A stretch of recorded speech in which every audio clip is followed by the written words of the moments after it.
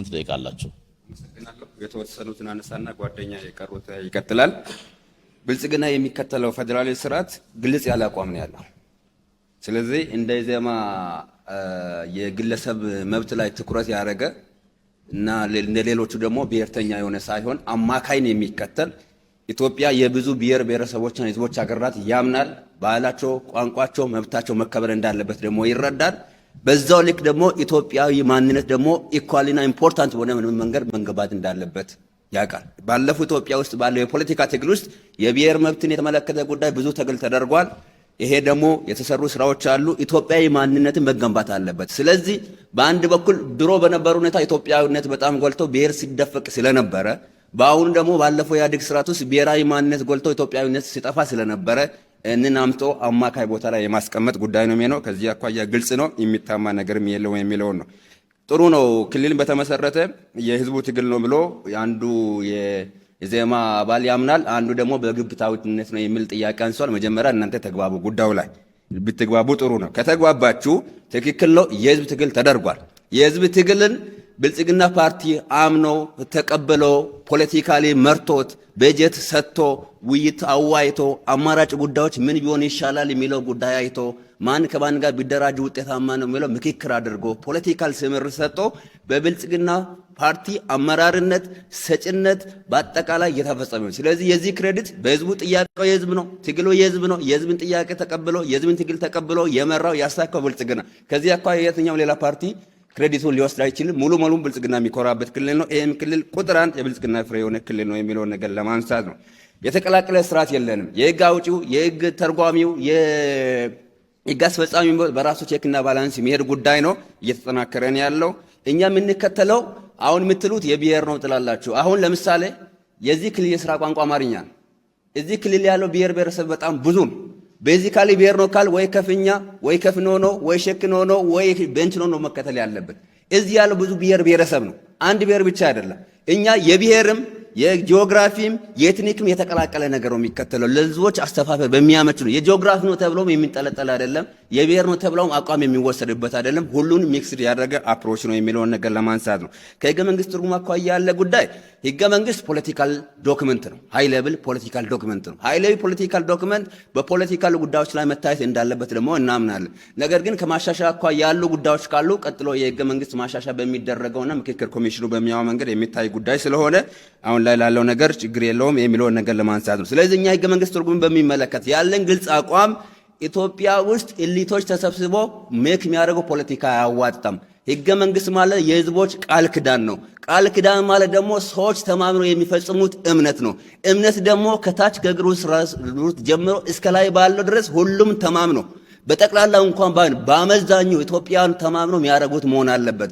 እንደ ኢዜማ እቺን አንቀጽ ቀይረንላል እቺ ትራት ይቀየር ይሄ ጥሩ ነው ብሎ የምንሆንለት 4 እና 5 አካል ተሰብስበው የሚወስነው ውሳኔ አይደለም። የሀገሪቱ ዕጣ ፈንታ የሚወስን ትልቅ የሆነ ፖለቲካል ዶክመንት ስለሆነ የምልዓተ ህዝቡን ጉዳይ ባካተተ። ለዚህ ነው ውይይት፣ ክርክር፣ አዲስ የፖለቲካ ባህል አምጥተን ሐሳብ ወስደን አቋም ሰንቀን አገራዊ አካታች ምክክር አቋቁመን በዚህ እየሰራን ያለ ነው። ይህ አቋማችን ደግሞ የሚቀጥል ይሆናል የሚፈጸም ነው የሚለውን ነገር ለማንሳት ነው። ትብብር ያነሳው ጉዳይ አለ። የሚቆጠሩ ለውጦች እየመጣ ነው ያለው። ይሄንን የሚታይ ነው፣ በሰው ህይወት የሚታይ ነው፣ በአገር ደረጃ የሚታይ ነው። እዚህ ቦንጋ ከተማ እንኳን የሚቆጠር ማት ነገር ነው ያለው። እንደ አገር አቀፍ አይተን ከሆነ ኢትዮጵያን ለመናገርና እውነትን ለመናገር ያልፈራን እንደሆነ እነዚህ ኢትዮጵያን ይናገራሉ፣ የዓለም ተቋማት ይናገራሉ፣ የዓለም መሪዎች ይናገራሉ። ኢትዮጵያ ውስጥ አዲስ አበባ ውስጥ በየሳምንቱ የሚፈላሰሰው እኮ የውጭ ሀገር ሰው ለውጥ ስላለን፣ ከተማ ላይ ለውጥ ስላለን፣ ኢኮኖሚ ላይ ለውጥ ስላለን፣ አርሶ አደሯን ወደ ሜካናይዜሽን እየገባ ነው ያለው። እኛ ክልል ብቻ ብናይ በቡና ምርት ባለፉት 5 ዓመታት እያመጣን ያለነው ለውጥ በጣም ታምር ነው። ወጣቶች እየተፈጠረላቸው ያለው ስራ እድል በጣም ብዙ ነው። ይሄ የሚታይ ለውጥ ነው። አለማመን መብት ነው። ኢትዮጵያን ያምኑታል። ዓለም አቀፍ ተቋም ይህን ሪኮግናይዝ አድርጓል። ቀጥሎም እንቀጥላለን የሚለውን ነገር ለማለት ግጭት በሚመለከት ግጭት ላይ ሰላም ላይ ብልጽግና ፓርቲ ብዙ መንገድ ሄዷል። ለሰላም እጁን ዘርግቷል። ብዙ አማራጮች ሰጥቷል። ከዚህ አኳያ እየቀሩ ያለው ጉዳዮችም እንዋይ እንመካከር የሚል ሐሳብ ነው ያለው። በጠመንጃ የሐሳብ ልዩነት የመፍታት ባህል ኋላ ቀር ነው ብሎ ያምናል። እየመረረድን ቢሆን በጠረጴዛ ዙሪያ እንፍታ። ይሄ ባለፈው ጊዜ የሄድንበት መንገድ ኢትዮጵያን ወደ ኋላ መልሷል። አሁን የሚሻለን ቁጭ ብሎ ጠረጴዛ ስር መነጋገር ነው የሚለውን ነገር እየሰራን ያለው በዚህ ለውጥም እያመጣን ያለው። አሁን ደግሞ ቀሪ ጉዳዮች አሉ። ከዚህ አኳያ ብልጽግና የሚከሰተው አንድም ነጥብ ያለ ባይሆን ትብብር በራሱ በባህሪውም ተነስቶ 1966 ላይ ተቸክለው የቀረ ነው ትብብር አሁን ባለው ሁኔታ ማለት ነው። ስለዚህ አዲሱን የፖለቲካ ሚዛን ተረድቶ የመሄድ ጉዳይ ችግር ያለበት ስለሆነ ከሰላም አኳያ ብልጽግና ምን የሚታማንበት ነገር የለም። እየሰራን ያለው ቀሪ ጉዳዮችንም ቀጥሎ ህዝቡ ድምፁ ሲሰጥ አጠናክሮ የተረጋጋች ኢትዮጵያን ይፈጥራል የሚለው ለማለት ነው። ቀሪ ጉዳዮች ላይ ጓደኛዬ ይደምጣል። 2 ደቂቃ ከ28 ሰከንድ አላችሁ። አመሰግናለሁ። የብልጽግናን በተመለከተ ከህገ መንግስት መተርጎም ጋር ሰላም ለኢትዮጵያ ያነሳው ጥያቄ ህገ መንግስቱ የህዝቦች የጋራ የውል ሰነድ ከመሆኑ ጋር ተያይዞ የፖለቲካም የህግም ሰነድ ነው ብሎ ብልጽግና ያምናል። ከዚህ ተነስቶ የመተርጎም ስልጣን ለባለሙያዎች ብቻ የሚሰጥ ሳይሆን የፖለቲካ ኢንተንትም ተጨምሮበት ሊተረጎም ይገባል። ፌዴሬሽን ምክር ቤት የሁሉም የኢትዮጵያ ብሔር ብሔረሰቦች ህዝቦች ወክሎች የሚገኙበት በመሆኑ ምክንያት የትርጉም ስልጣኑ ሉዓላዊ የህገ መንግስት ባለቤት ለሆነው ህዝብ ሊሰጥ ይገባል የመጨረሻ ውሳኔ ብሎ ያምናል። ከቴክኒክ ጉዳዮች አኳያ ችግር እንዳይገጥመው ህገ መንግስታችን ውስጥ በግልጽ የተቀመጠው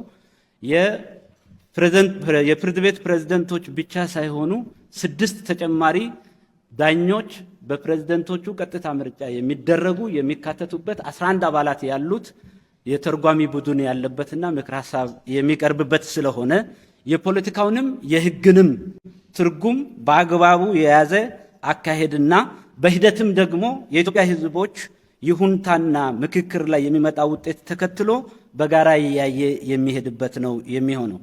ከዚህ ውጪ የብልጽግና ፓርቲ ከፌዴራሊዝም ስርዓት አኳያ ማዕከላዊ መንገድን የተከተለ የግልና የቡድን መብቶችን ያከበረ አንዱን አንጠልጥሎ ሳይሆን ሁለቱንም በአማካይ በሚዛናዊነት የሚሄድ ከመሆኑ ጋር ተያይዞ ብዙ ጊዜ ተፎካካሪዎቻችን የሚቸገሩት አዲስ ሀገር በቀል አካታች ኢትዮጵያዊ የሆነ እሳቤ ሲመጣ ባለፉት ስርዓታትና በውጭ ተውሶ ፖሊሲዎች ላይ ስለሚቸነከሩ ከዛ መነቀል አቅቷቸው እንዴት ነው እያለ እየተወዛገቡ ነው የሚቀሩት። ከዚህ የተነሳ ህብረ ብሔራዊ ፌዴራሊዝም ማለት እውነተኛ የሆነ በተግባር የተጨበጠ ውጤት ኢትዮጵያን ወደ መሃል የሚያመጣ ከጽንፍና ጽንፍ የቆሙትን ወደ መሃል አምጥቶ አግባብቶ በኢትዮጵያዊ ማንነትና ሀገር በቀል ዕውቀቶች ላይ ተመስርቶ ሰላምን የኢትዮጵያዊ አንድነትን ሊያረጋግጥ የሚችል መንገድ የምንከተልበት መንገድ ስለሆነ ነውና በዚህ መንገድ ቢረዱት መልካም ነው።